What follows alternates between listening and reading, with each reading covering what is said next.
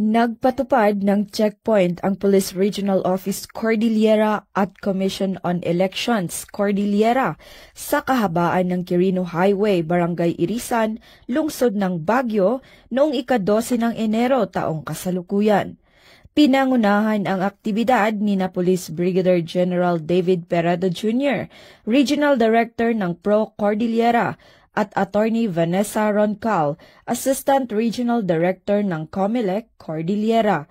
Kasama sa operasyon ang Baguio City Police Office, COMELEC Baguio City, Highway Patrol Group, COMELEC Benguet Provincial Election Office, mga pulis mula sa iba't ibang istasyon, Philippine Information Agency at mga kinatawan ng media. Nangangahulugan ang pagpapatupad ng checkpoint na nagsimula na ang election period at ang nationwide gun ban. Layunin nito na mapanatili ang kapayapaan at seguridad sa panahon ng halalan at maiwasan ang anumang karahasan. Ayon sa PROCAR at COMELEC, ang mga checkpoint ay limitado lamang sa pagsusuri ng mga bagay na nakikita sa pamamagitan ng plain view.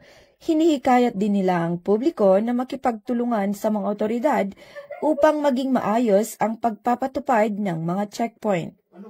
Ang aktibidad na ito ay bahagi ng mga hakbang ng PNP at COMELEC upang matiyak na magiging mapayapa at matiwasay ang panahon ng eleksyon. Mula dito sa rehiyon ng Cordillera, ako ang inyong PNN correspondent, Patrolwoman Jezebel Moyaw, alagad ng batas, tagataguyod ng Balitang Pulis.